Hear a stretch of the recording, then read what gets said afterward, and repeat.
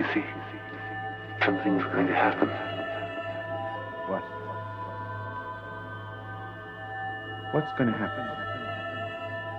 Something wonderful. What? I understand how you feel.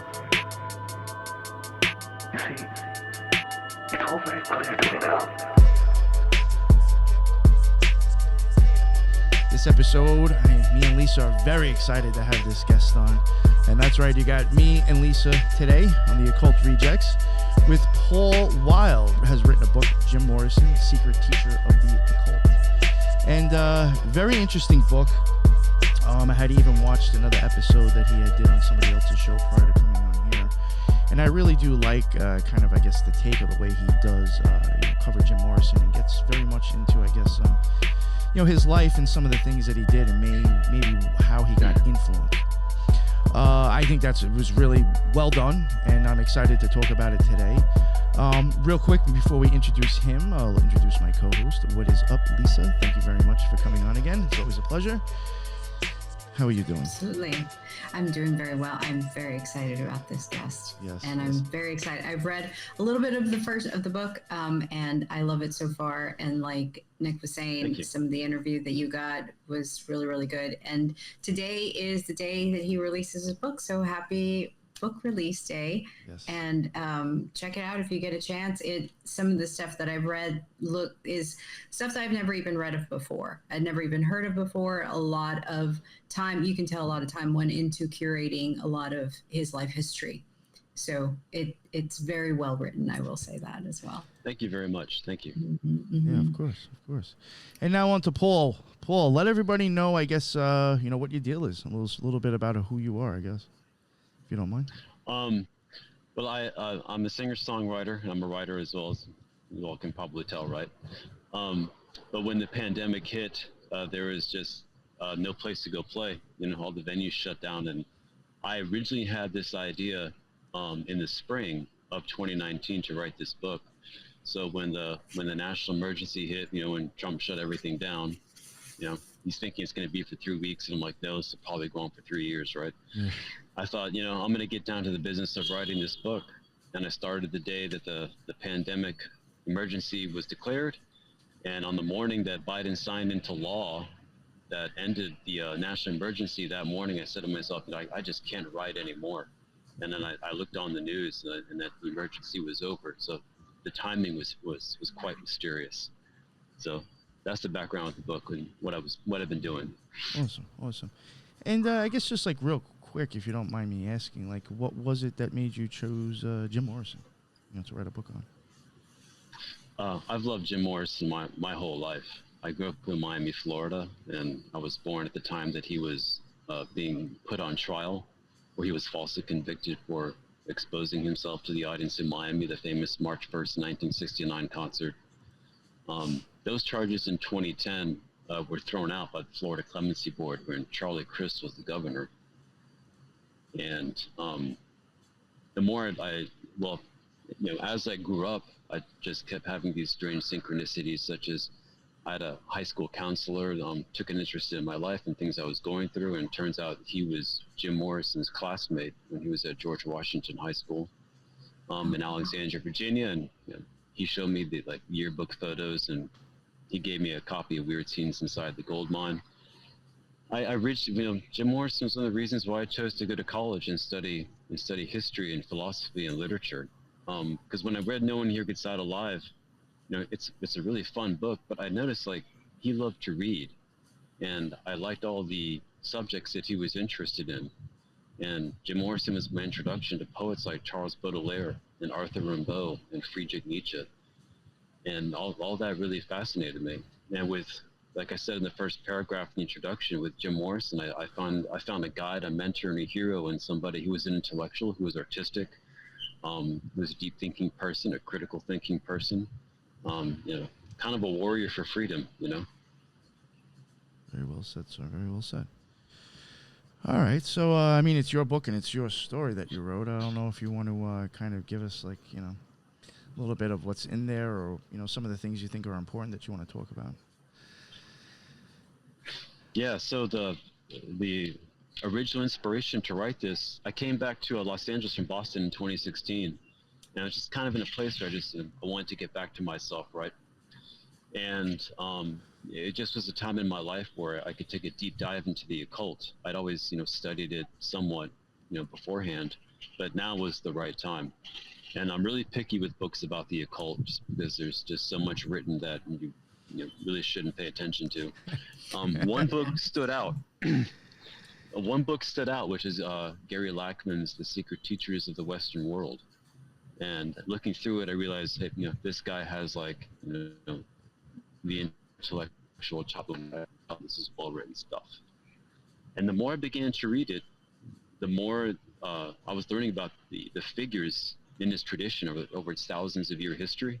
The more I kept thinking of Jim Morrison. I was like, Jim Morrison fits what a secret teacher is. And a secret teacher is a person who is, very much in touch with that other reality, the unseen world. And they eventually just come to a place where they overcome their fear about how other people think about what, who they are with all of this. And they have to find an outlet, a way to express themselves, to express this connection, to the other reality, right? And a lot of times they get into trouble for it. And, the pattern is the same.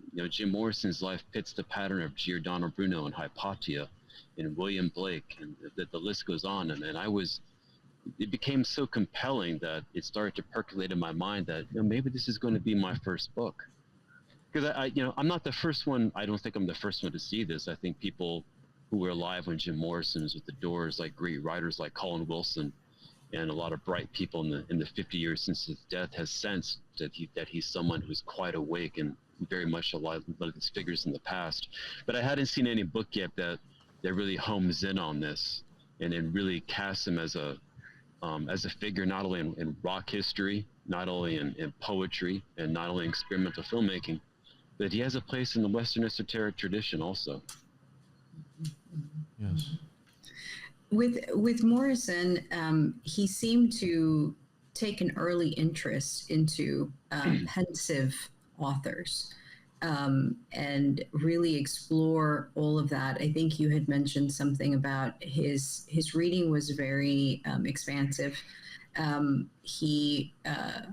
I believe he was already reading all kinds of biographies and philosophies in high school, wasn't he? And that I think at the time they had restationed his father to Alexandria, right? Mm-hmm. I think Mm-hmm. were they living in California prior to? I mean, where were they at? I guess if you want to take us to the quick history of like Jim Morrison, like where he was born, where did he grow up, and then kind of like move us through all the way to college, because I have some questions on all that as well. Yeah. So yeah.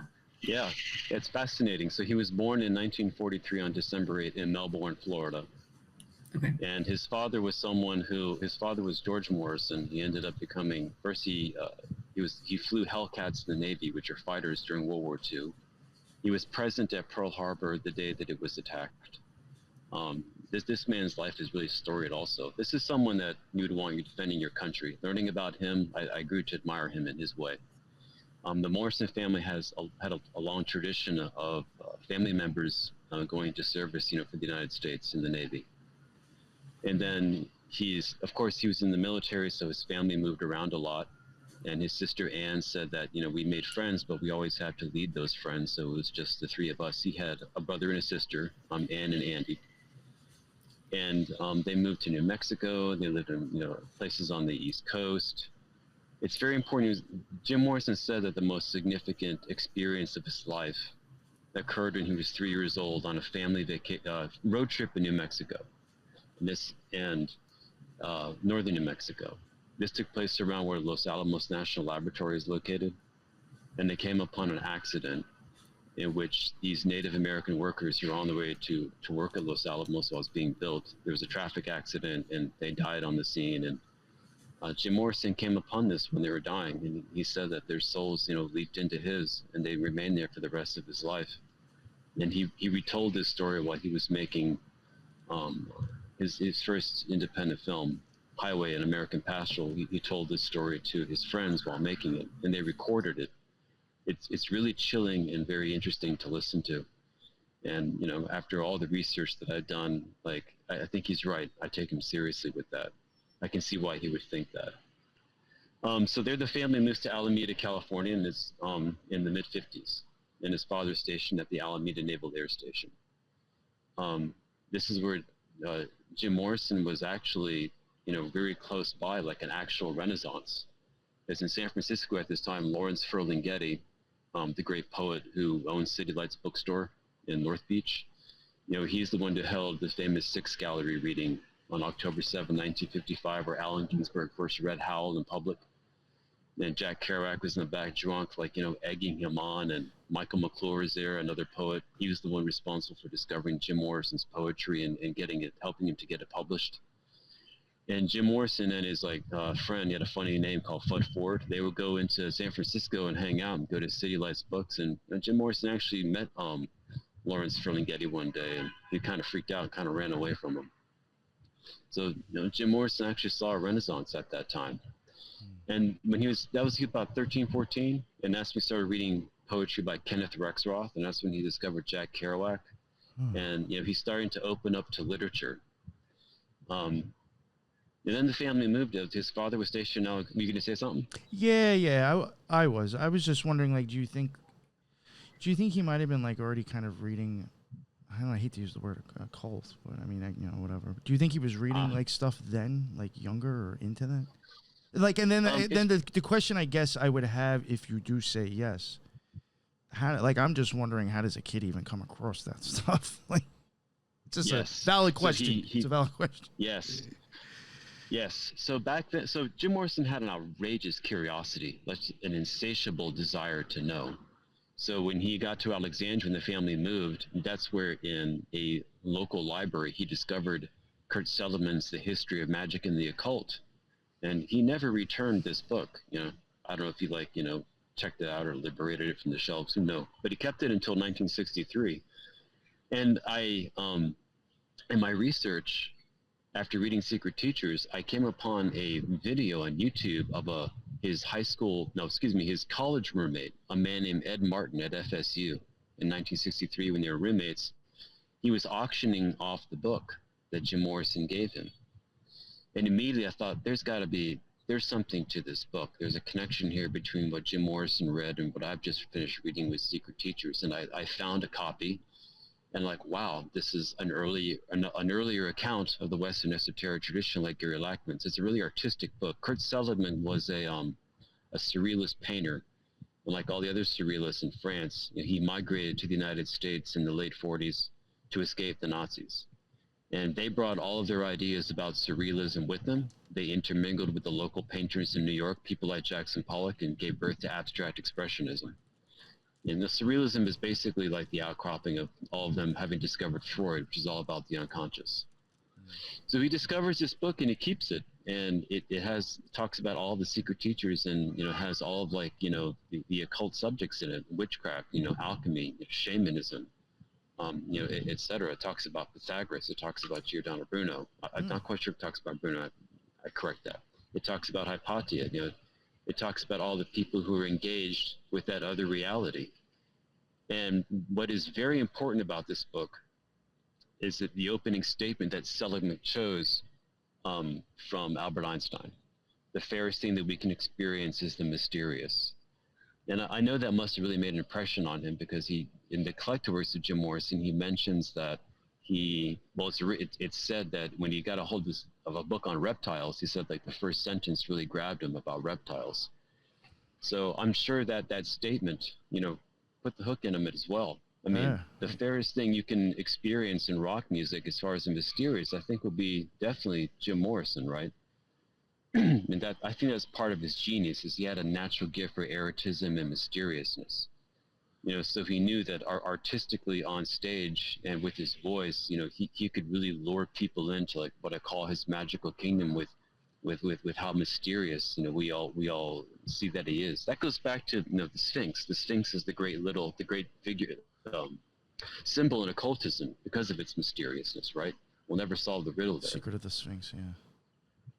So, the history of magic and the occult and everything that I'd read in it, to me, signaled that at that time in Alexandria, Jim Morrison was going through a full-blown spiritual awakening. Just from his behavior, no one here gets out alive. Like, is very eccentric.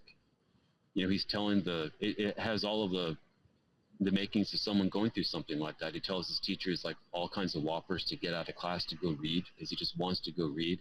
This person has an IQ of 149, so they do very well in their class assignments with very little effort, and he's putting all of his attention on what he's interested in. It's almost like he's unconsciously preparing himself for something. He did say in high school that he felt born to do something great, So, and his behavior sometimes is just downright like eccentric, down like nuts and crazy. The mother of his high school girlfriend, Tanya Martin, try to tell like stay away from him, like he's unclean, he's crazy, he's nuts. His behavior is like that. And I found a book called The Stormy Search for the Self by Christina and Stanislav Grof about spiritual awakening, the best book on there. Everything that they talked about, what a person is experiencing and going through and the behaviors that they're exhibiting, Jim Morrison's behavior starting in high school were pretty much mirrored exactly what they were talking about in this book. He was going through a stormy search for the self at a very young age. So go ahead. Paul, I have a quick question. Sure. Do you happen to know if by any chance he experienced a near-death experience as a child? That's an amazing question to ask. That is a very good question. I have not, other than experiencing people dying when he was 3 years old, I do not know if he had a near-death experience growing up. I haven't read anywhere anything like that. It's possible, but I have not read anything like that. Because you know how like when people have a near-death experience, immediately they voraciously want to consume everything and anything about the other side, the abyss, pensiveness, philosophy, shamanism, all kinds of, yeah. I mean, just it almost seems like they can't help themselves so much. And everything you're describing about how he has this insatiable lust for knowledge, it almost seems like it would mimic something like that. But you mentioned that he had, in another interview, you mentioned that he had experienced watching people pass or die, I guess, whenever they were on a road trip in New Mexico, I believe, or something like that. And one of the things that stuck out to me was that, do you happen to know what year that was? Like, was it when Los Alamos was being built? Was it after it was built?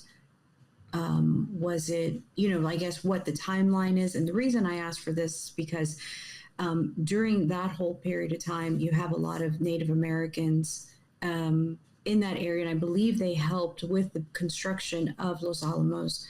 And they themselves, I believe they were the Pueblos. I don't quote me on that. But, whenever you have him becoming the Lizard King, it kind of spurred off something in that the Pueblos believe that the lizard was a source of immense wisdom.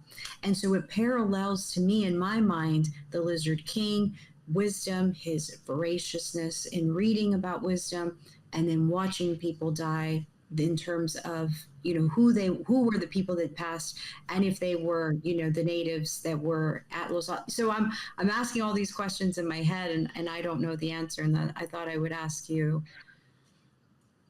Yeah, a fantastic question, a really important one. Two parts to that. The first one with the near-death experience, that caused so many people's lives have changed from a near-death experience, and probably the most famous one would have to be Fyodor Dostoevsky, the great, Russian novelist. He was in the gulag and he was sentenced to be executed. And at the very last second, when the guns were aimed at him and they're about to fire, there was a reprieve, and they came out and said this person is not to be executed. And before then, he was just an average whatever novelist. After that, he became the greatest novelist in world history. There's something about near-death experiences that really breaks the circuit and snaps you out. Graham Greene was another novelist who's suffering from depression and boredom, etc. And he was playing Russian roulette with his gun one day, and then he said his life changed after that. He survived that whole ordeal. So near-death experiences are they're very powerful in people's lives. So they just snap you out of that robot, that complacency, that depression, whatever's going on in your life, right? I mean, that happened to Hamlet in the play by Shakespeare, in which he's grieving about the death of, I've mentioned this in the book, he's grieving about the death of his father. And then, he suddenly the spirit world comes to visit him and said, your father was murdered and your mother and, your uncle were behind it. It's not only is he, awakened to the truth, but he's just snapped out of like his grief and everything. And he's excited. Have you ever seen the Mel Gibson does a good job of showing this in his movie about Shakespeare, where he goes to Horatio excitedly, like there's more things in this world that are dreamt of in your philosophy. He's changed. And he decides to give it a welcome. That play predates modern man by 300 years. All of us right now are giving it all a welcome. Everything that is unseen and spiritual. And the year that play was put on was 1600. That's the same year that Giordano Bruno, a person who, an Italian occultist, was going around saying, there are other planets, there's other dimensions and everything. He was put to death in that same year for that. There's a relationship between Morrison and Bruno that's pretty clear. One of the many secret teachers. But to go to your second part to answer your question, the second part, everything that happened in Mexico is really mysterious that happened there. So the history of Los Alamos is that Robert Oppenheimer, when General Groves put him in charge of the Manhattan Project, said, go find a place, the right site for this. And Oppenheimer was once a student at this place called the Los Alamos Ranch School for Boys. It's the same place where William S. Burroughs went to school. One of Jim's favorite writers, Jim Morrison, loved Naked Lunch. Yes. And they bought the school, and the natives in the area thought, well, they're just going to be here temporarily with whatever they're doing for a while. But that did not happen. In April 1943, Oppenheimer convened all the scientists to begin the Manhattan Project. And what's just so bizarre is that same month in that same year, that's when Sandoz in Switzerland, he took the LSD off the shelf that he discovered 5 years earlier, and he accidentally dropped it on his hand, and that's the first acid trip. So you have these two monumental things that happen, in the year of Jim Morrison's birth that would affect him, greatly in his life. The discovery of LSD, at the same time that they're starting to, crack the atom open to build the first weapon of mass destruction. And here comes this son of one of America's greatest, military officers riding around in this area, and the natives, perhaps one of them was a shaman, they're dying and they leap into his soul. Yeah. It's almost it's almost like that whole scene in Hamlet, Absolutely. And one point to mention, I believe Los Alamos is located in the Sangre de Cristo Mountains, which is the Blood of Christ mountain. That's so right. You have that whole blood ritualistic, if yes. With the shaman, with the occult, with the magic, mysticism and so forth. But the other thing is that I wanted to say is it's interesting that you mentioned the whole the ranch school. You did have a lot of very creative people coming out of that school. And I believe, I can't remember everyone. William S. Burroughs for sure is the one at the top of the list. But then you also have, that was, I believe, the year that testing was going to, I guess, commence with LSD over in UCLA, that they were going to start looking at LSD to treat alcoholism, if I'm not mistaken. And I might be off by a decade or so. But it's interesting because of the LSD connection. Then you have Los Alamos happening. You have Oppenheimer with Project Manhattan. And then it's almost like the Renaissance is going to start, or it's going to kick off with the whole, esotericism, with the, that's my background. And then you have the exploration of LSD with consciousness, kind of revolving in that whole area with Los Alamos, as well as on the other side of the continent in California. But what's interesting, you have Morrison, that was extremely talented, very artistic. You have him kind of exploring LSD as somewhat of, a tangent. But it almost brings to mind, and not to take anything away from Morrison, but it almost brings to mind Syd Barrett from Pink Floyd, and how he had, I'm going to totally mispronounce this, Synsensia, where you can see colors with music. And his dad was a mycologist, Arthur Barrett. He was world renowned. I mean, to No, correct go you, ahead. synesthesia. Thank you for saying it, because I've always had problems saying that one. And his dad had done a lot of work in mycology and looked at LSD and all of the ergot alkaloids. And weirdly enough, that when Arthur Barrett died, all of his work was listed except for his work in mycology, which I thought was interesting to point Wow. out. But I did not know that.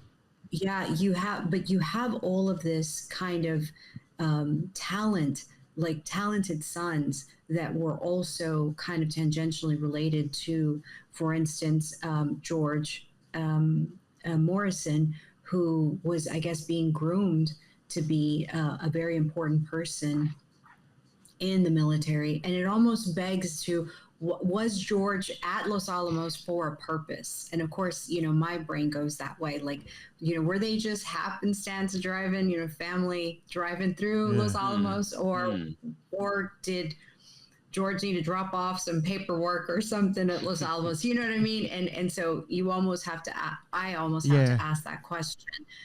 Because you have California and Virginia on opposite ends, and was it convenient to just kind of go through that part of northern New Mexico? I mean, they're on it. But what we can tell from what Jim Morrison has said about this is that the family was on just a day, a family vacation for like the weekend, just to get out of the house or whatever it was. The family was living in Albuquerque at the time. I don't think his father was stationed at Los Alamos National Laboratory. There's nothing to indicate that he was ever a part of the nuclear weapons program in the United States. Okay. The history of LSD is absolutely the most fascinating, amazing histories that you can read about. Yes. And there's a really good book about this called Acid Dreams. I forget the name of the two authors that co-wrote it, but that's very good. And yes, LSD was used to treat alcoholism, and they did that in Canada to great success. And interestingly is that America's top spy, I forget his name, he's the one that became the great champion for LSD's, spiritual and healing aspects. And he's the one who had, he discovered it. Cary Grant discovered it through him, the actor.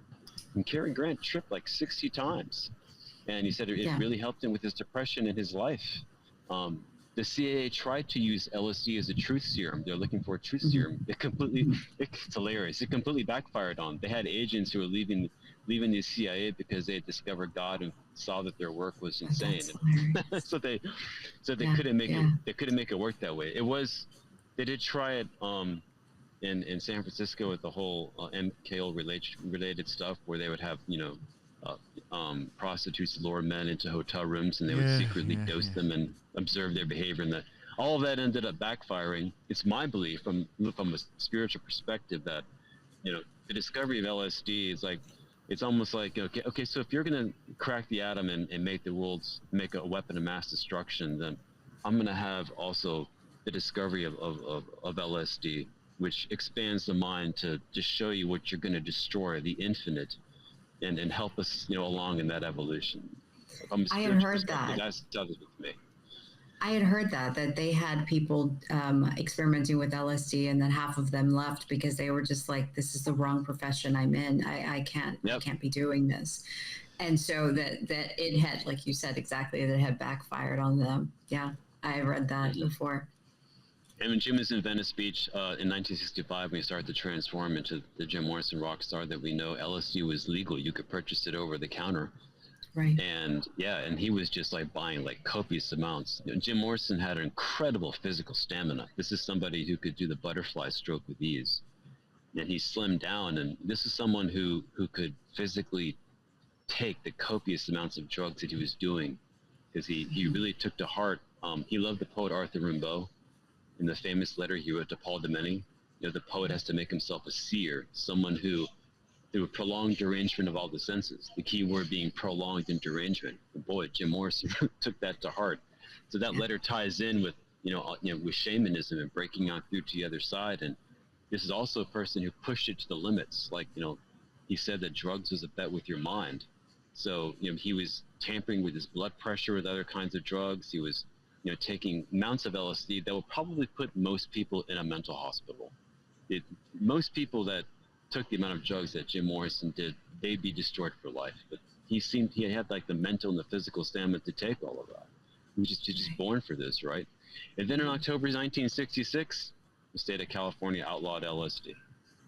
They just stopped it. And I think I really think it's because LSD, I think, will put a lot of other drugs out of business. Yeah. I think the pharmaceutical industry would just lose. The alcohol industry would just lose. Well, especially I believe it was in the Cold War propaganda happening in around that time. And so the last thing you want is a populace to become fully conscious and aware of everything that's happening. Pacified.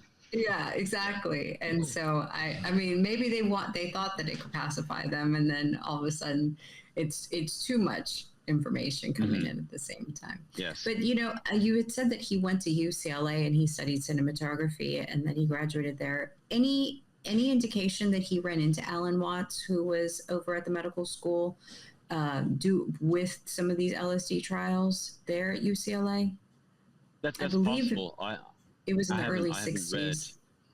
I haven't read anything that in my research that came across that says Jim Morrison participated in any kind of trials. It's just like you think, like, we're saying how Jim Morrison took acid and he was a occultist, and you have an occultist at UCLA taking acid. Yeah. So it's like you wonder, like, Carlos Castaneda was teaching there also, and Jim Morrison loved Yes. Carlos Castaneda. Carlos Castaneda used to teach classes at this place called Thunderbolt Books that's still over on Santa Monica Boulevard here in Santa Monica, and it's Jim Morrison did read his books. It's possible that he met Carlos Castaneda or went to one of his classes.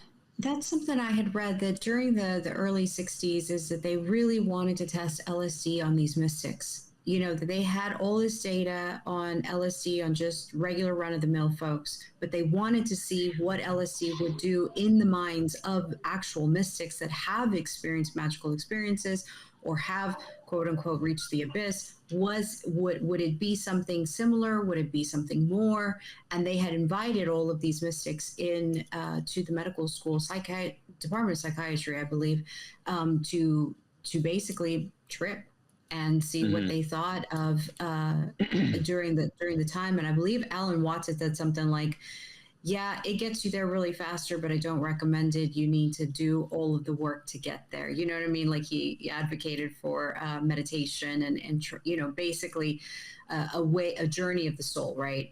Kind of working your way there, if that's what you were trying to do.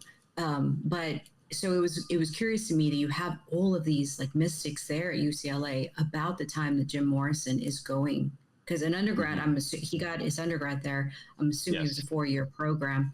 And so it just, I was curious to see if maybe he had rubbed elbows at all with these people, which would have been fascinating. I'm sure, like I said, I don't know about the clinical trials of LSD. I do know that writers like Ken Kesey up in Stanford, like they participated in the LSD trials, and that greatly affected, Ken Kesey's life, right?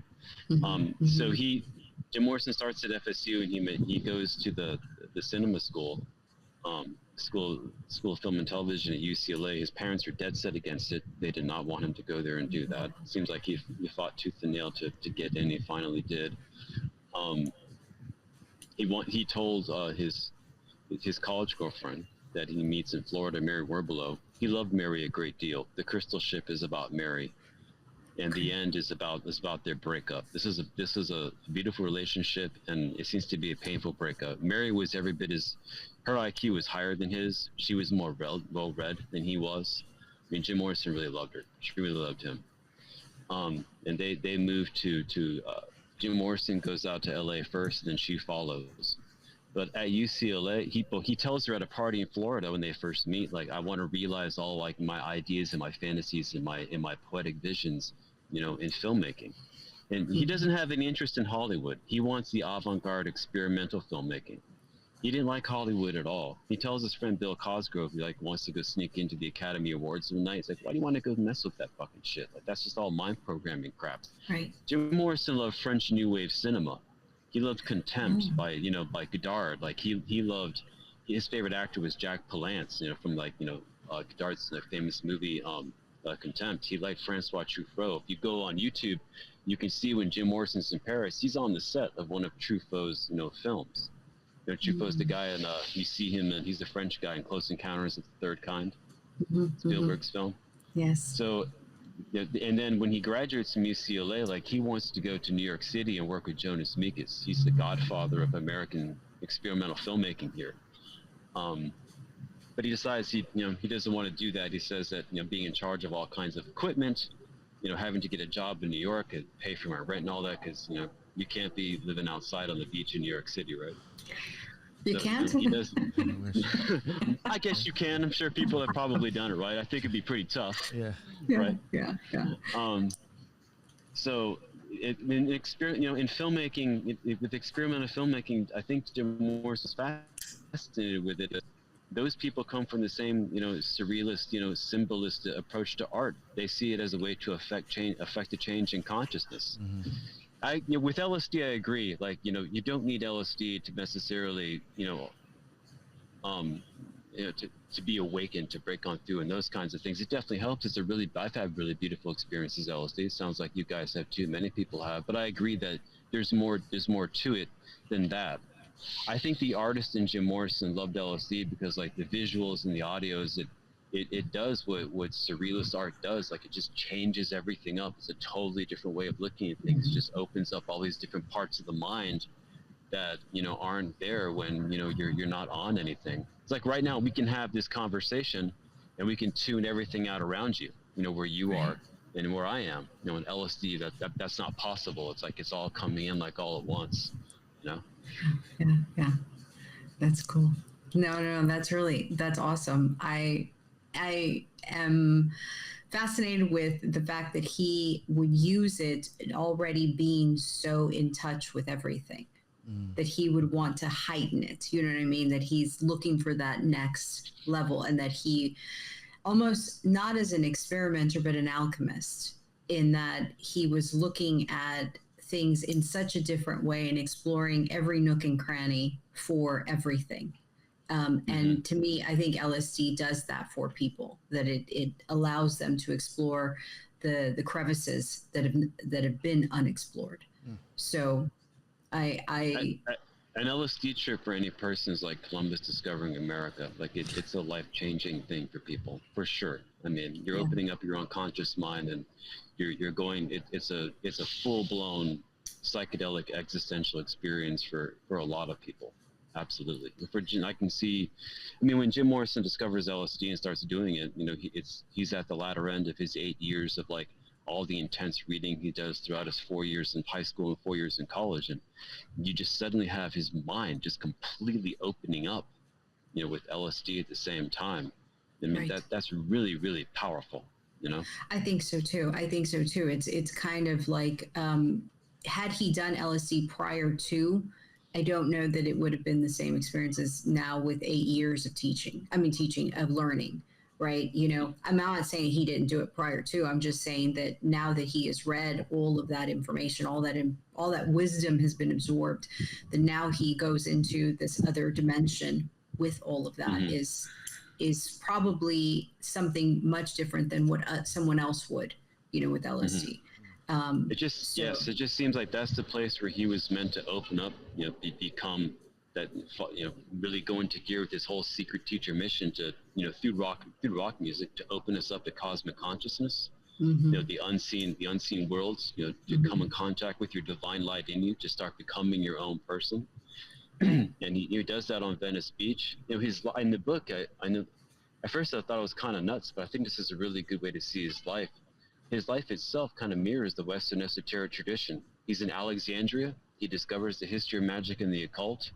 Ancient Alexandria is the birthplace of the Western esoteric tradition. Right. It does this long route, through Turkey and down into Constantinople. It makes its way, into Florence, into Venice in Italy. That's where Jim Morrison moves to, and that's where everything opens up. And then there's the great occult awakening of the 1960s. For the first time in world history, so many people are just giving it all a welcome. They're going to yoga, and they're going to witchcraft, and like they're doing psychedelics and all of these things that just never been done like that before, right? So there in Venice, he's becoming his Renaissance self. There's a poet, so then named Larry Lipton, who in his book The Holy Barbarians, you can read a poem that he wrote. Well, I think it's in another. It's called Giordano Bruno and Other Poems, where he writes a poem about Giordano Bruno, the Italian hermetist that I talked about. who comes to Venice, where he's like to be executed and all that. It's almost as if like that poem is foretelling like the coming of like Jim Morrison. There's a lot of parallels between Bruno's life, and Morrison's life. And then a few years later, like, there's Morrison. So so there's three big centers for the beatniks in America. There's Greenwich Village in New York. We all know that, right? That's where the beatniks met, and that's where Bob Dylan is from. And then there's North Beach in San Francisco with Lawrence Ferlinghetti and his City Lights bookstore and all that. But Venice Beach here in Los Angeles was like, that's where the gritty beatniks lived. They were every bit as talented, every bit as artistic as the rest of them, but they just didn't care about becoming famous. They wanted to just, keep it authentic, keep it real. And if people discovered them, fine. If not, they just didn't really care. These are the gritty, tough types, like Larry Lipton, who wrote Holy Barbarians, a book I'm sure that Jim Morrison read. It's just wild that the toughest one of the balls is the one who became famous. Is the one who went out there and really showed people everything that it was all about. Jim Morrison was someone who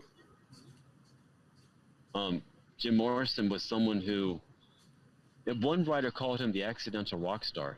Not really. This is the magician who allowed him to go into alignment, right? When you're waking up, time and the American dream and like all that kind of stuff goes out the window. You're more about finding out who you are, what your purpose is in this life. You're all about waking up. And Jim Morrison quickly realized, like, he's a secret teacher with a lot to give people, right? And the things that were going on in America back then, everybody was ready for Jim Morrison. There's a phrase in Secret Teachers that Gary Lackman applies to all this post-World War II stuff called New Alien and Other. Everybody's waking up to what's New Alien Other, and nobody's more New Alien Other than Jim Morrison. Well, it seemed like he was much more interested in authenticity than he was approval, especially from, society at the time, it seemed like, right? And then I'm going to shift a little bit. Why do you think that the U.S. government was so non-accepting of the psychedelic music that he was, I guess, instrumental in bringing to the American zeitgeist at that point in time? It's a pattern that, again, fits what secret teachers have gone through throughout the Western esoteric tradition. They're just not going to have someone like Jim Morrison becoming so popular, just affecting change in consciousness with America's baby boomers. Have them ascend, And I'm gonna kind of preface it by saying, I guess I should preface it before, is that, but yet we had the CIA doing LSD trials with different institutions, with different think tanks across the nation, and yet all of a sudden you didn't want Jim Morrison putting out psychedelic music. It would almost be the perfect soundtrack to what was happening with the CIA LSD trials. But yet it was almost like, no, we don't want him putting out this music, but yes, we will continue with the LSD CIA approved whatever trials that they were doing. It almost is like a juxtaposition at the same time, almost in the same decade. Yeah.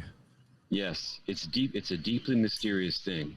And from my own research, the CIA tried to use it as a truth serum, and all that backfired. And once they realized that they cannot control this drug and its effects on people, then that's when the legislation came through. It's like, okay, we have to outlaw this drug. It's having the opposite effect of what it's all about control, right?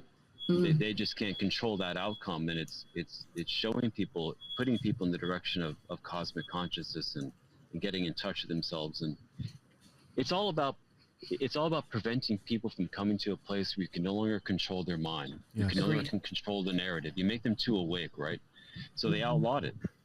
And when you have a group like, the Doors that, is so closely associated with LSD and everything that we've talked about so far, they're just not going to have that. They're not going to have that kind of effect on America's youth. On top of the fact that Jim Morrison is his son, he's the son of George Morrison. George Morrison actually went to the Navy and said, listen, I'll tender my resignation because of my son and everything that's going on with all the public arrests and the music. because he felt that he was really embarrassing the Navy this way. So it's hard. It would be hard to. I'm sorry. Go ahead. No. Finish your sentence, and then I want to ask a question, or have something to say. It's just I'm sure Jim Morrison, with as intelligent as he was, as aware that he was of people like him in the past throughout history, that his flamboyant rebellion could bring down retaliation from the U.S. government on him. Interesting. The one thing I guess that I kind of just wanted to ask, do you think when it comes to Jim Morrison that maybe the feds or the government might have been looking at him for something else? Because like the reason why I'm even asking that is because like his father's in the government, so it's like, just in my opinion, I mean, I guess you could start pulling strings, but like at a state level, I don't know, like I would see that as being a lot harder to pull off unless it was at a federal level he was being looked at. You know what I'm saying? Like when I'm getting at, like, you're kind of asking maybe the wrong people for a favor. Maybe you should go down to the county he's being charged in. You know what I'm saying? Instead of going to your boss. Right. So he had an 80-page FBI file. Oh, well, and I don't know if Jim Morrison was aware of that when he was alive, but he had an 80-page FBI file. And the famous March 1st, 1969 concert at Dinner Key Auditorium, Miami, Florida, where it was alleged that he exposed himself, which he didn't. The arrest warrants were issued by the Dade County law enforcement on the same day that the FBI field office in Miami, this is March 5th, sent their own description of the concert that night, saying that he exposed himself to the audience. And they sent these memos directly to the office of J. Edgar Hoover, the then feared director of the FBI. That's very interesting. There's a lot of smoke there, but there's some fire for sure. And then he was falsely convicted, and he was sentenced to 6 months of hard labor, and he was free on bond, pending his appeal. But if he lost in that appeal, he was going to Rayford Prison, which is Florida's most notorious and most violent prison, and I'm sure that caused Jim Morrison a lot of anxiety. I would think so. Yeah. So I mean, when he chooses to go to Paris in March 1971, he tells Doors manager Bill Siddons, who was very young at the time, like, I really don't know myself anymore. I want to get in touch with myself again. I want to start writing poetry again. His lawyers are telling him there's a very good chance that the case is going to get thrown out on appeal. There 10,000 photographs were submitted into evidence at the trial. Not one showed him exposing himself. Not one witness said that they saw him expose himself to the audience. The evidence wasn't there. He got convicted anyway. Robert Krieger makes a point and Set the Night on Fire, the Doors guitarist, that the one charge they threw out, the public drunkenness charge, is the charge that he was actually guilty of, because he showed up, inebriated to the show. The judge on the case, Goodman, he was later fired for corruption a few years later. He just wasn't on the up and up himself. Oh, wow. So you're Jim Morrison. You're in Paris, and your lawyers are telling you that you come back, we're going to throw this out on appeal. But I would be telling myself, like, man, I've already been convicted of something I didn't do. It's clear that these people are out to get me. And he was telling friends, like, I need some kind of assurance that I'm not going to go to Rayford Prison. And when he was in Paris with Pam, before they moved into their 4th arrondissement apartment in this area in Paris called the Marais, strangely, they were living in Oscar Wilde's room where he died. And Oscar Wilde, the English writer, he was put in prison for 2 years for charges of moral corruption by the English courts. And it destroyed his health. And he went to Paris for similar reasons as Jim Morrison, to get himself back together, and he didn't. He died. And Jim Morrison was buried in the same cemetery as Oscar Wilde 3 months later, trying to do the same things. So you're Jim Morrison in Paris, and you're like, he must have been really afraid to go back to the United States. France does not have an extradition treaty with the United States. That's why, to this day, there's a warrant for the filmmaker Roman Polanski's arrest here at the Santa Monica courthouse. He was in France. We can't go get him in France. Oh, wow.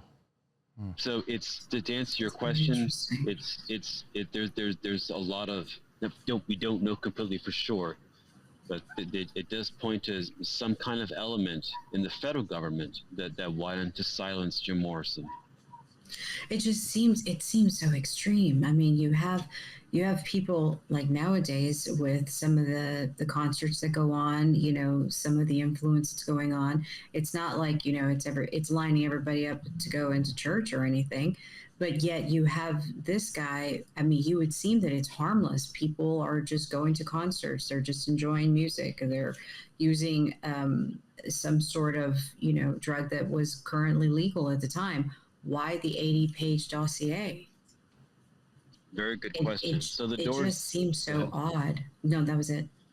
No, yes, it is odd, but there's I've discovered like a whole array of reasons for why they've done this. Is that, well, first, the Doors started as like a very artistic avant-garde, underground rock and roll band, and then Robert Krieger, like the first song this man ever writes, "Light My Fire," like it shoots to #1 on the Billboard charts, and suddenly they're popular with with teenagers like around the United States.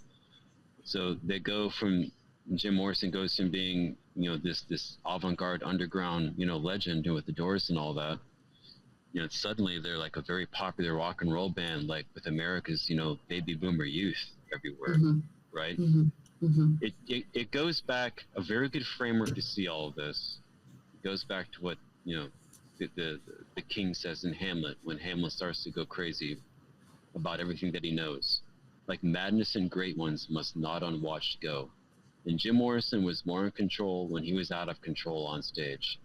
And he captured the attention of America's youth. They were going to shows stoned and all that kind of stuff, to have a really great time. And Jim Morrison's intention was, yeah, he's a rock star, you have a great time and everything like that, but he's not just a rock star. He's a shaman up there. He's a secret teacher, born at a time to push people to wake up. That's why he would scream, "Wake up." Jim Morrison is someone who breaks his circuit, who just, smashes that robot in you and blows your mind open. And Mm-hmm. the establishment could see that. The Christian right saw him as a satanic threat this way.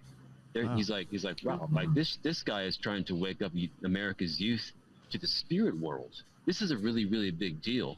Like these kids that are going to like, church on Sunday, and all these like happy nuclear families like all across the United States, suddenly the Doors come to town, and that's completely different. That's right off the radar. And the more they examine Jim Morrison, the more they must have seen like, we have to watch this guy. Mm-hmm. Like in New Haven, he becomes the first performer in American history ever arrested on stage.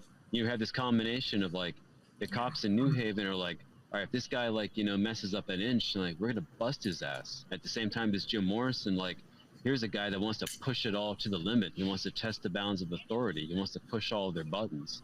The one scene that Oliver Stone chose not to put in the Doors movie that came out in 1991 was, I don't know if this actually happened, but it says who Jim Morrison is characterologically. When he was arrested and he was at the police station in New Haven, this scene depicts, Jim Morrison is about to be released. The cops are just doing like, their procedural stuff. But Oliver Stone has Val Kilmer act out Jim Morrison really pushing it with the cops to the point where he pisses them off so much he gets the shit kicked out of him. That's what Jim Morrison would do. He would just push all of your buttons to see how you would react. And that's one of the reasons why of many reasons why he brought so much attention to himself.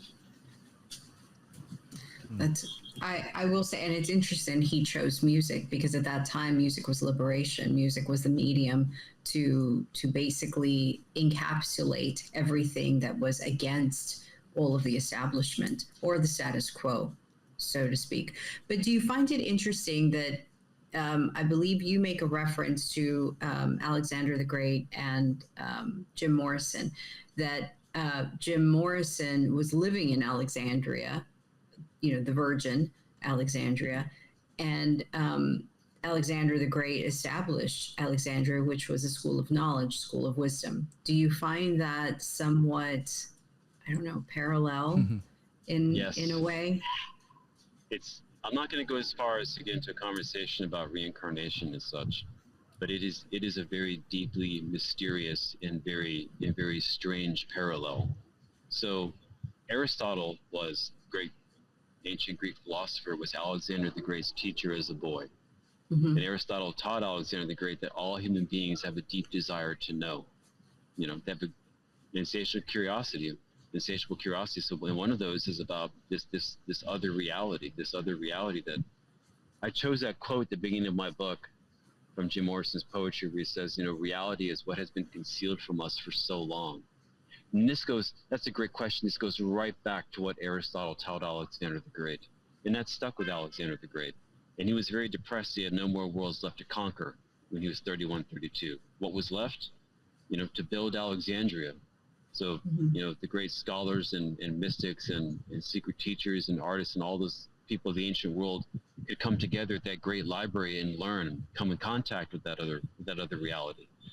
All that was left was to rediscover that other reality that Aristotle had alluded to. That library in Hellenistic Alexandria, that's a place where Jim Morrison would have felt right at home. That's who he was. Jim Morrison was all about study and concentration, and that's how we grew intellectually, right? Yes. So it just feels like, you know, here's this young Jim Morrison going through this intense spiritual awakening in Alexandria, Virginia, the son of a great military leader, just like Alexander the Great. His father was Philip II of Macedon, and he's reading all about Hellenistic Alexandria, the birthplace of the Western esoteric tradition. He loves Alexander the Great. He models himself after him. It's almost as if like he's picking up where Alexander the Great left off in the spiritual sense. He has an Alexander the Great like warrior spirit in his mission to wake people up. That's what's absolutely mysterious about him. That's so perfectly said, because like you said, Alexander the Great was had come to the point where he realized there was nothing left to conquer. And then the conquest of conquering the new frontier, which is the mind, which is consciousness, which is, you know, at the time, Hellenistic period, you were having the awakening by the Greeks and all that influence from the Far East into Greece, and then going to be influential into Western esotericism. And yet that happens, and then it's almost as if Jim picks up on that frontier of consciousness in Alexandria by reading all of the stuff that he was reading, and then takes off back westward and continues that westward expansion of waking people up into Western esotericism. I don't know. I felt just as everybody. Not only did Jim Morrison, he said his life coincided with the birth of rock and roll, but his life also coincided with the Western world's first great popular occult awakening at the same time. And that has its roots in Hellenistic Alexandria that Alexander the Great founded. I mean, we can go on and on about these parallels. And so after Colin Wilson wrote The Occult, he said that he felt more mystified by it than ever before. That's how I feel about Jim Morrison. I am still more mystified than ever after writing this book. It's the rabbit hole of rabbit holes in some sense. It seems like with it. Jim Morrison. Yeah, he's just a very remarkable person this way. And it just, everything points to someone that I feel that like the creator, you know, brought to earth just to bring us back to all of that ancient feeling. The ancient Egyptians they didn't have religion. They were religion. They saw ancient Egypt as a reflection of heaven. That's where we get, you know, Hermes Trismegistus, just as above, so below. And that's what Jim Morrison wanted to bring back. He's a typical outsider. He's in the romantic sense. You know, he just wants to reach out to people with his art so people will feel and see life what he's seeing and what he is feeling. He said that's that's why he got into music, one of the reasons, because he can reach out to people. You know, the very creative and brilliant artist in him. If it wasn't for rock music, Jim Morrison would have been a poet, a painter, an experimental filmmaker, you know, that kind of person, like, you know, living on the fringes. His sister Anne said that she stayed up awake one night crying because he thought he would just be a poor beatnik his whole life.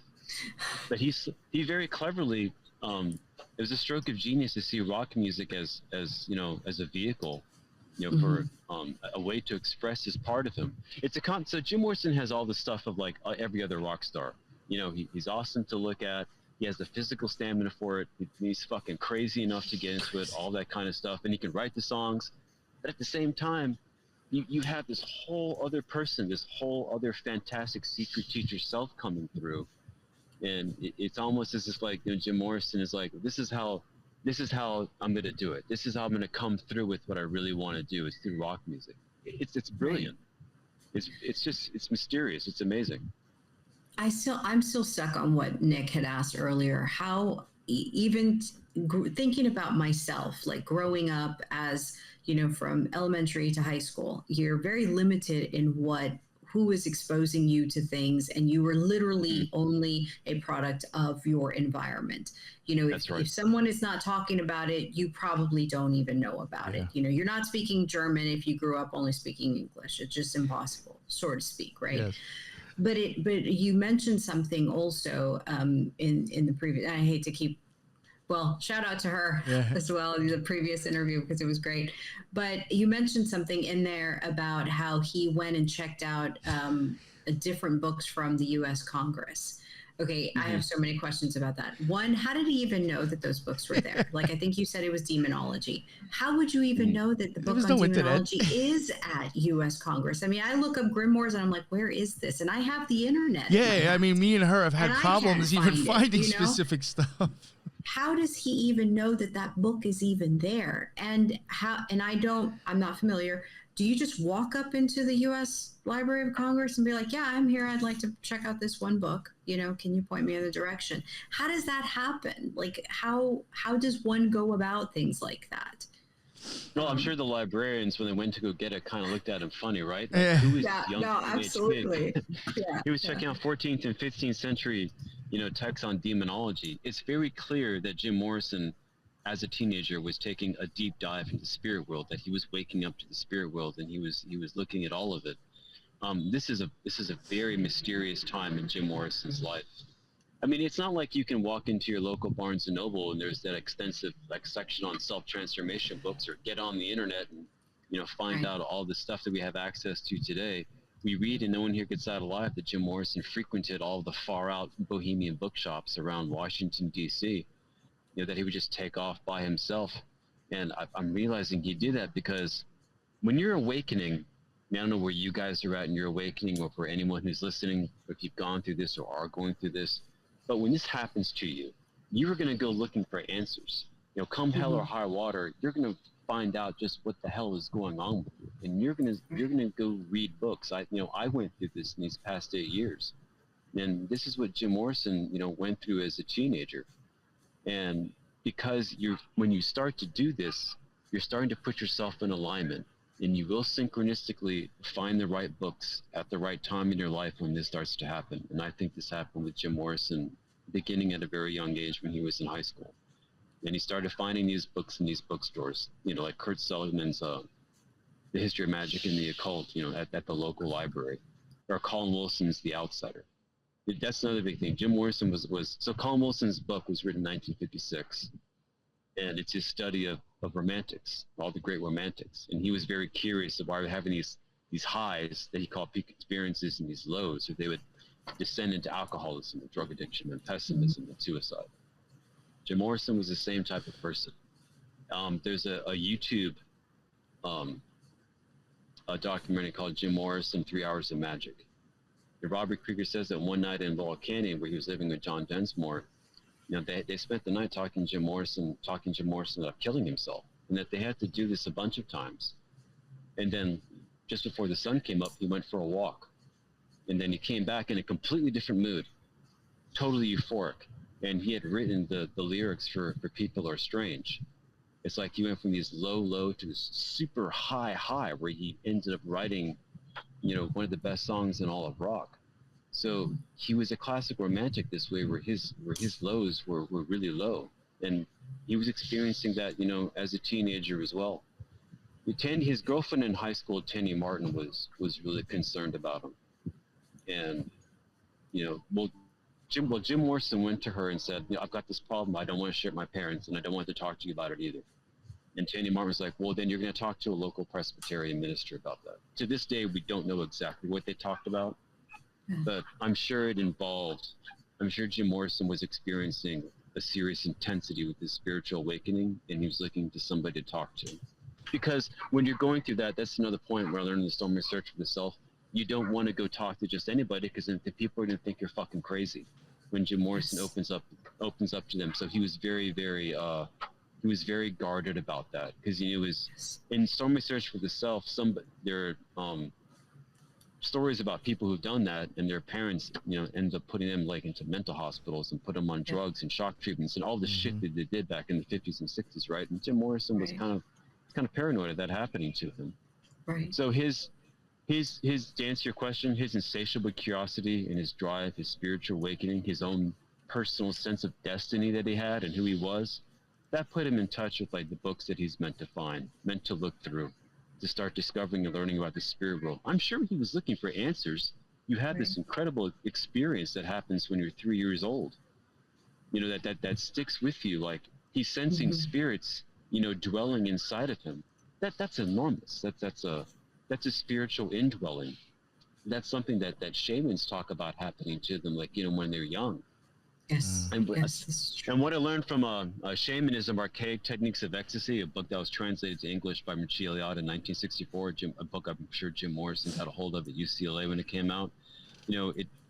Eliot makes the point where, like, if you have a shamanic calling and you go against it, you're going to piss off the spirit world. They're not going to make it very easy for you. Like, it's a very big deal.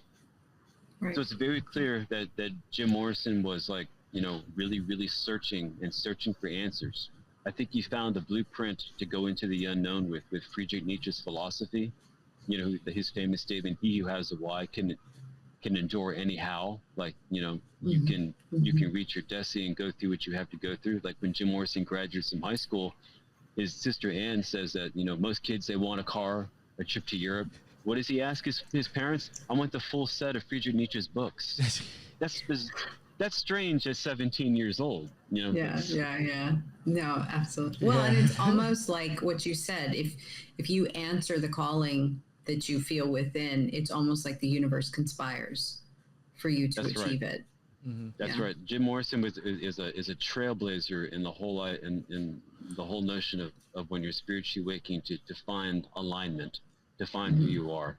That these past 8 years, with writing this book, I allowed all of this to take me. I got taken to school by all the things that Jim Morrison read, by Colin Wilson and Gary Lackman and Stanislav Grof and Gene Shinoda Bolen, her remarkable book "Gods and Every Man: Archetypes that Shape Men's Lives." I was having my own synchronicities of how I was finding the right books that I needed to. Like I would tell myself, like, I need to read this book. This book is out of print. I can't find it. And then I'd find it at a bookstore in Napa. I'm like, how did this happen? I could write a book about writing this book. It's just like in coming in contact and paying attention to, like, a figure like Jim Morrison, your consciousness is going to change. You're going to feel something very different from normal everyday waking reality that is very much left brain, Left brain, I like that. Absolutely. Well, and I think books come into your life exactly when they need to be. Yeah. I've always held on to that belief system. Books are their own entity unto themselves. And I do have one question about his mom. There isn't really a whole lot of information about Jim Morris's mom, and I'm going based off the what's it called, the Alexander the Great with Angelina Jolie as his mom. How she was influential to him. Of course, that's probably not even correct, but it seems like Oliver Stone. Yes, that one. Thank you.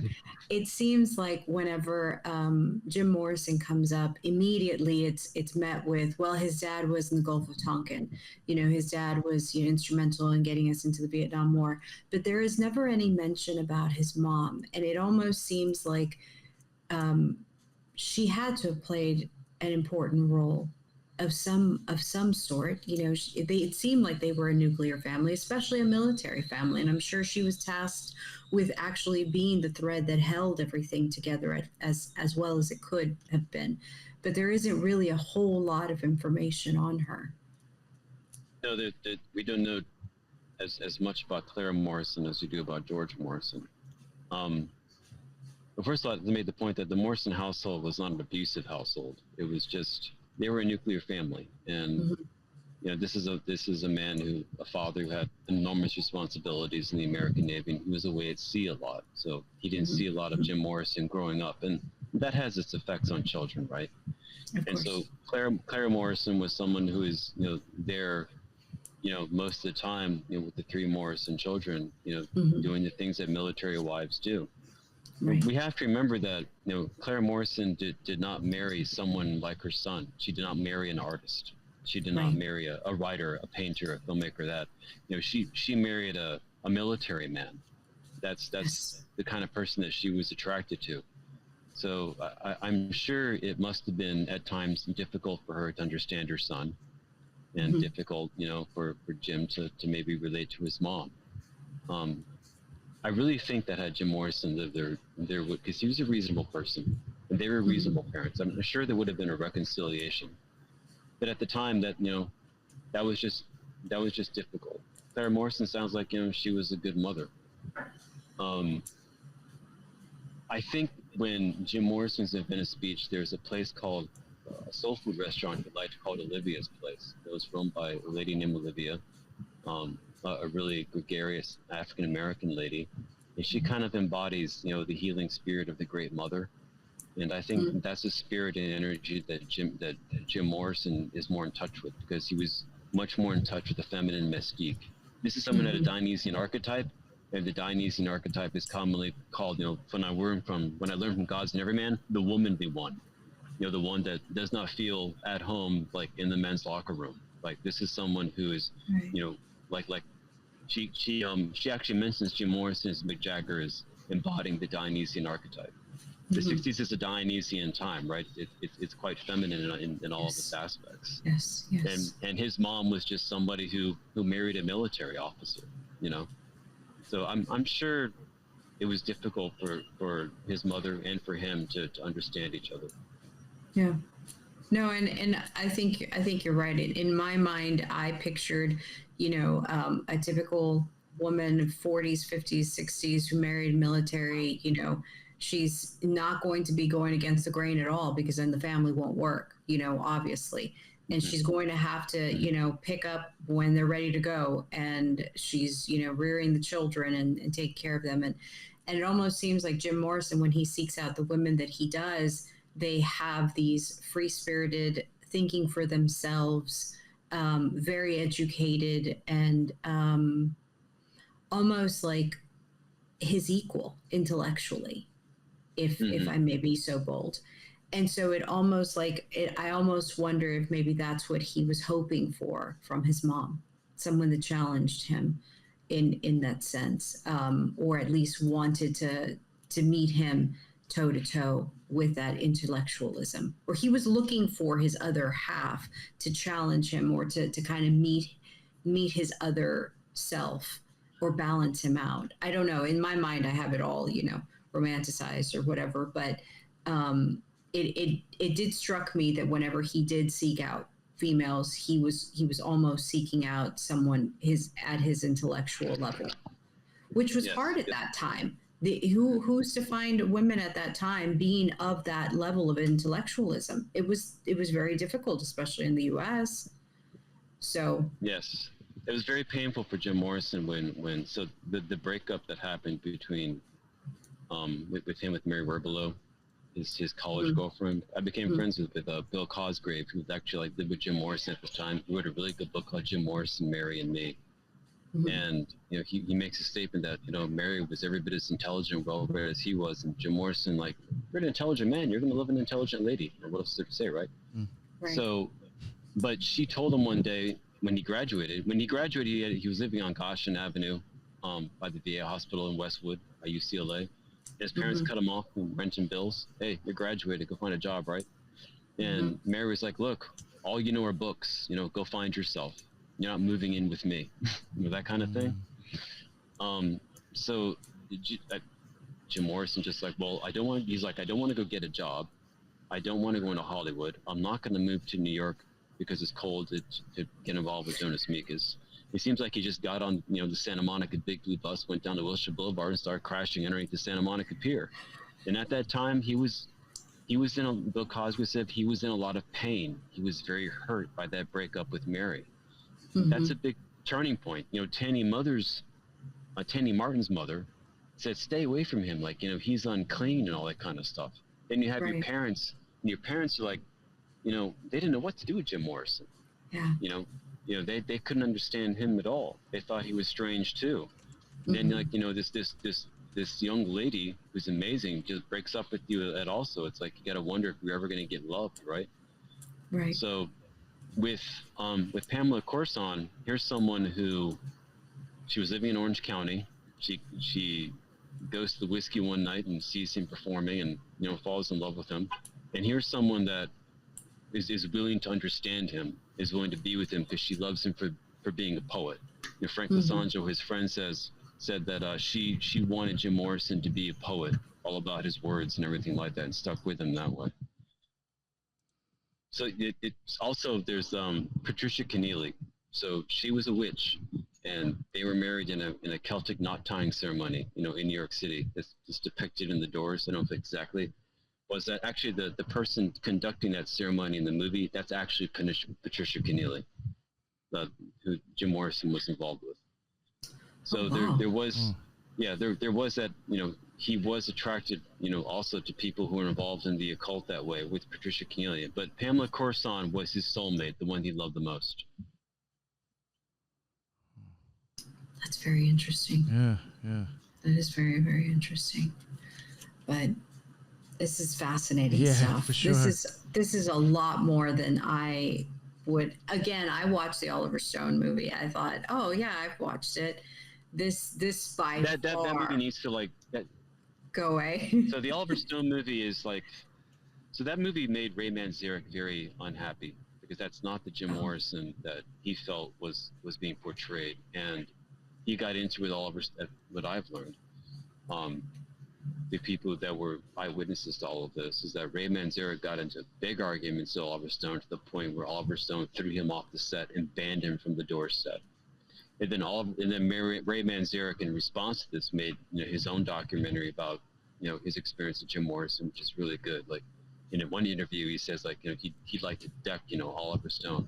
I can say, after my research and writing this, I can see why. I mean, in the movie, you know, Jim and Pamela do not meet on the canals in Venice Beach. You know, he did not follow her home. He absolutely did not like throw her into a closet and set the closet on fire when she's doing heroin and then just leave the house for her to burn up into a fire. That didn't happen. He did not quit film school at UCLA. He graduated with a degree in cinematography in 1965. Many things are wrong with that movie. The one I hate the most is he has Jim Morrison in one scene, you know, swilling a bottle of liquor while he's recording his poetry album, American Prayer, saying, and Jim Morrison tells himself that he's a false hero that the gods played a joke on. No. Jim Morrison is not a false hero. Like he is a true hero. This is somebody who stepped up, and you know, sorry, it's a motorcycle. He's someone who stepped up at a time where everybody was ready for what he was about to bring to the world, you know, opening up his own inner magical kingdom. At the same time, he knew what could possibly happen to him, and he dared it.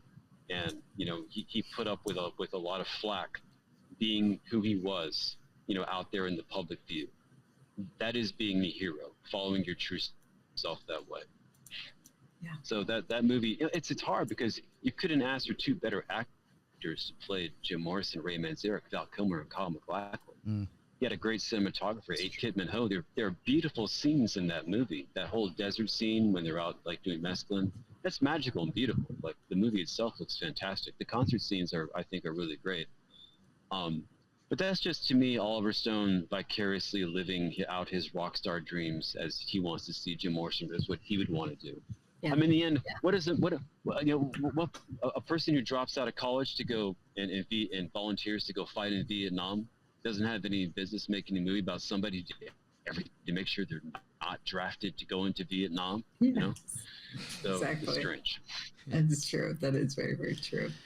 But I think a new movie is gonna get made. You know, like we're seeing all these movies about like Elton John and Freddie Mercury and Amy Winehouse. I think there's somebody out there who's gonna play Jim Morrison, and we're gonna see the right Jim Morrison soon. Well, I hope they use your book because it's chock full of information that I had never ever come across. I had never. And so you yourself, you just like, did you pick a place? Oh, he was from here, and you went there to visit on purpose, or like the research for the book for Jim Morrison? How did you research for the book? itself? Did you go to the locations where he was from? Any of them, by any chance? Yes, like in the beginning, I talked about in the introduction about going to. Well, one day I was in Santa Rosa in 2020, and I asked the sign for the universe, like, please, like, give me something that tells me I'm not wasting my time, because I'm putting a lot of energy into this. And I got Frank Lasanjo's Friends Gathered Together, which is a really great book about, it's a series of interviews about people who knew Jim Morrison personally. And I found a picture of his home at 1717 Alameda Avenue in Alameda. And before I learned that, I kept walking by this house with the address 1717. I see a lot of angel numbers and things like that. 1717, I like that one. And that just kept popping out at me. And at that point, I'm far enough along in my whole spiritual awakening to know that I start noticing a number that way, that there's something to it. So when I saw that photograph, I said, there's my confirmation from the universe. And I went to go check out his house. Alameda is an interesting place. It hasn't changed from like the 1950s. It still feels the same. It still looks the same. It's like a time capsule out there. So that's one of the places I went to go visit. I mean, I walked around the naval base that Jim Morrison frequented with Fudd Ford. I found the cliff that they would jump off and go swimming, and in places like that. I found the places that he haunted in Venice Beach. Just get to feel like the locations here out on the West Coast. But with writing the book, I just kept it to. There's so many different places you can go with Jim Morrison, right? And I just finally told myself I need to keep it very clear about presenting him as a secret teacher in the Western esoteric tradition. Make an interesting, fun, clear, argument about that. So I stuck to Gary Lackman's book, The Secret Teachers. I found Colin Wilson's The Occult, which helped me to round out that whole secret teacher idea. I stuck to the Storm Researcher of the Self with, which is a book that talks all about spiritual awakening, which is what Jim Morrison, went through, and to be able to illustrate that's what he was going through in those 8 years and through the doors. And Jean Shinoda Boland's Gods and Everyman Archetypes that Shape Men's Lives, everything she has to say about the Dionysian archetype, I kind of used that as a skeleton that I hung everything on, because Jim Morrison was definitely a Dionysian archetype. So I stuck and also Richie Eliad's Shamanism, Arcade Techniques of Ecstasy, and I relied on those primary texts, to present this really critical part of Jim Morrison. I think it's right, if you want to see who really is, to look at him through the lens of the Western esoteric tradition, for sure. I think you're right. I think that's probably one of the best lenses you can, because it's not so limiting. Right. Yeah. I mean, when you talk about Giordano Bruno, I mean, here's someone who, he made in the late 1500s, like 1592, around there. He made the mistake of going back to Italy when he thought the Inquisition had forgotten about him, and he goes back to Venice, and he has a falling out with his patron. His patron goes to the authorities and say, "Hey, Bruno's back in Italy," and they arrest him. They put him in jail for 6 years, and then they execute him in 1600. That's interesting. He was going this thing in Paris. I'm having technical difficulties here. Sounds like it's just a connection problem here. Yeah, I think he froze. We might lose him. Might have to jump back in. Yeah, damn, this is a frozen one for a while. You guys back? Yeah, I can hear. Yeah, I can hear you now. Sorry about that. Awesome. No, you're good. You're good. Sorry about that. I don't know what happened there. He goes back to Jim Morrison's wondering the same thing. Do I go back to the United States, make the same mistake that Giordano Bruno did, and have those things happen to me? Jim Morrison probably would have been killed if he was put in rape in prison. That's what it comes back to me. They wanted to stop him. Mm-hmm. Yeah, I could see that. That's interesting. Wow. Was there anything else that you wanted to touch on, Paul, as we start getting close to like an hour and a half already? Or any questions by you, Lisa? You're like, too many, right? There's too many questions to ask. Yeah, that's a silly thing. Yeah, do any of your viewers have a way to ask questions? I don't know if any questions have come in that way, or no, I haven't really seen any question. I think there might have been one in there actually, and I did lose it. No, just a lot of comments, really. I think they're more impressed about your information. They're kind of like, wow. They're mainly Sorry. all... Yeah.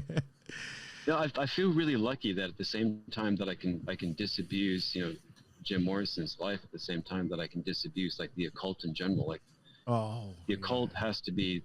We have to stop seeing the occult as something like satanic, as something dark. The occult just means that which is hidden. Thank you. It's just a part of life, and the primary reason for this is in the 200 years after the Italian Renaissance, one of them was I learned from secret teachers at a French polymath, Morrison. He wrote a tract called Questione Celebrare Me and Genesis, which basically effectively said that cosmic consciousness and the whole idea and belief in it is insane. It's crazy. And the Inquisition just like turned that into being, something, if we find this in anybody, it's just going to be criminal. So for 400 years, anybody who's entertaining any notion of the unseen world, of alchemy, anything to do with the occult, kept that a secret. It wasn't until 1946 that John Maynard Keynes, when he bought the estates that had all of Sir Isaac Newton's records and everything, that he discovered that Sir Isaac Newton was deep into alchemy. He was smart. He kept that a secret. It's not just like finding gold. Like if you found a way to discover gold, like the monarch, like you could corner the financial markets back then. That's why Queen Elizabeth II was so interested in John Dee, pursuing his occult work and the angelic conversations and all of these things. They were tapping into a kind of power, right? Yes. Yes. But then so for 400 years, all of that has there's a reason why we call them secret societies. They're secret society because if you get caught in this stuff, you're going to the stake. You're going to go to jail and you're going to get tortured. It's not a conspiracy type thing. It's nothing to do with that. Right. And it wasn't until the late 1800s where Aleister Crowley and Madame Blavatsky and all these other people, there was a kind of openness where they could pursue these things. They still endured a lot of persecution. Right. They still, Aleister Crowley got called like the wickedest man in the world by one of the London tabloids, et cetera, and so forth. And then World War I and World War II happened, and a lot of this research and this interest has to go through all of that, and then it resurges after World War II. All of a sudden there's the whole UFO thing going on and everything like that. Yeah. But now things are really, really switching. Like suddenly the whole world is talking about UFOs. The U.S. government is saying, hey, UFOs are real. Here's everything. We're experiencing this real big switch that is the opposite of what happened 400 years ago in 1623. Now that everything is changing. At the same time, I do think that there's going to be an element in the Western world, in the world in general, that's gonna come out awaken people to try and put us down. We're going into the age of Aquarius. We're also at the dying end of the age of Pisces, and that has this darkness also. Like the Roman world, that was the beginning of the age of Pisces. It was also like the dying of the age of Aries, a very warlike age. And the Roman Empire was very warlike. That was a war on the body back then. The dying of the age of Pisces, a war on the mind. We're having a hard. Everyone just doesn't know what the truth is. Pisces is that fish. You ever try to hold a fish? It's either going to slip through your hand, or if your hand runs the wrong way, you're going to cut yourself on its scales. Yeah. That's what it's like for us right now in our minds. We're gonna be here for a while in all of this. I bring up Jean Gebser's The Ever-Present Origin in my book. He talks about the structures of consciousness. We're at the latter stages of the breakdown of the mental rational structure of consciousness. And at the end of Secret Teachers, Gary Lackman very rightfully points out that Jean Gebser says that this is going to be a very tumultuous time, and it is. It's a very tumultuous time, and it's going to become more tumultuous. I mean, it's just so strange. I just saw it today. Like, it's just bizarre that, a Kennedy is endorsing Trump, the Republican, and Dick Cheney, the vice president, a Republican, is endorsing Kamala Harris. Like, we're going places. It's all changing. Yes, it is. It's the duality. It's like everything went thrown up and now we're falling back down. But it's interesting that you talk about like how you have this monumental change or this shift in consciousness of how we perceive things. And Jim Morrison was looking at you guys. Oh no. No, sorry. Yeah. All right. I'm losing you guys and losing sight. Can you hear okay. us? Ooh, this is a bad one. Mm-mm. We'll see what happens. Yeah. It's all that beautiful weather in California. Yeah. Sun's shining too much. It's messing up the 5G. I know. Yeah. Yeah. The weather is amazing. It looks like it. You can see the blue. Mm-hmm. Beautiful blue. You guys are back. Yes. All Okay, right. good. Awesome. I missed you guys. I lost you guys. Oh, we're just chatting about the wonderfulness of California weather.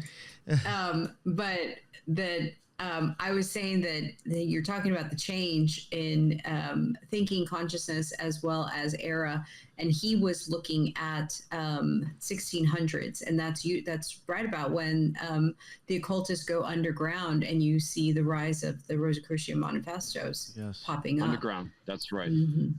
And so it's almost parallel right. again with what's happening. Position begins to start. Oh man. I think his connection. That's right. So I think the openness is changing, but I do think at the same time there's going to be an element that's not going to have one final push against the awakening. I think is what we're going to have to endure.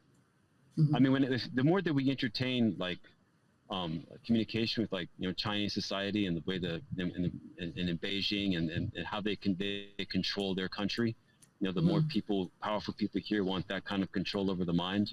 We have to think about those things, and also we're not tolerated in the Islamic world either. They have their own version of their very right wing thing that goes on. It was the spread of Islam in the 1600s that was the final nail in the coffin that destroyed the library in Alexandria. So there are elements rising in the world that don't have too much tolerance for the kind of people that we are. We have to be aware of that. I think we have to be aware of that. Very well said. Agreed. Yeah. And I think that the things that Jim Morrison endured are things that we'll encounter. So it might be like that one final leap, that one final struggle that we have to take. We may be headed in that direction right about now. I wouldn't doubt that. I have that feeling myself sometimes. Yeah, exactly. So, was there? I mean, when you look at the world, when the Roman Empire, rose, like it when the Roman Republic fell, we mirror that pretty much. Exactly. Yes. I agree. Agreed. Yeah, for sure. I'm sorry, I cut you off. You had a question. I don't know. I think we asked it already, right? You asked the question? Yeah. I already asked it. Yeah. Yeah, I think we're good. Yeah, you answered it. I think if you don't mind, maybe we'll just wrap it up here. We're about an hour and a half in. Plus, I may end up losing you anyway. I don't want to do that. I'd rather just end the show and just know it went well. Alicia, I don't know what's going on. You have anything else on your notes you want to talk about? No, that was pretty much it. Except that I'm going to get the book. There you go. Great. Thank of course. you very much. Thank you very much for having me too. Thank you. Of course. Yeah. So I guess we'll wrap it up. Thank you everybody in the chat. That's what's up. There was a bunch of people in there. It looked like maybe some new names too. I appreciate it. Lisa, do you want to plug yourself and anything if people want to reach out to you or whatever? Sure. You can reach me on Twitter at SolisLisa. And if you are interested in reading a little bit more stuff on the occult and some of the contributors that we have at the Occult Rejects, you can check us out at occultresearchinstitute.org. And there's been a lot of people kind of contributing different topics. And it's a well of information. It really, really is. And all kinds of different topics. You would be surprised at how many different topics would even be covered there. So give us a check out there. And that's pretty much it with me. And thank you, Paul, very much. This was such a treat for me. And I am very gracious that you were able to come and talk to us about your book, and wish you well with the opening day today. Yes. Thank you very much. And Paul, real quick, if we still have you and if you can hear us and your connection is good, would you like to plug yourself again real quick? Maybe he can't hear us anymore. Oh, Yeah. oh well. That's rough. Well, you have on the tag is line paulwyld.com. Yes, yes. And his book comes out today. Yes. I do have his link in the bottom. Yeah, so, Paul, are you back now? Sure, yeah, paulwyld.com. And if you want to find the book, it's on your favorite media outlet, like, Amazon, or Barnes & Noble, Simon & Schuster. You can order and purchase there. And today the book is going to be released, and it's available throughout the United States right now. And in the United Kingdom on October 24th, and Australia November 13th. That's awesome. Good for you, man. Good for you. All right, yeah, and his website and all his links are in the bottom. Definitely go check that out. And again, thank you everybody who was in the chat. That's what's up. I appreciate it. Had a great time. That's why I go live. And until the next one, everybody be well. Later.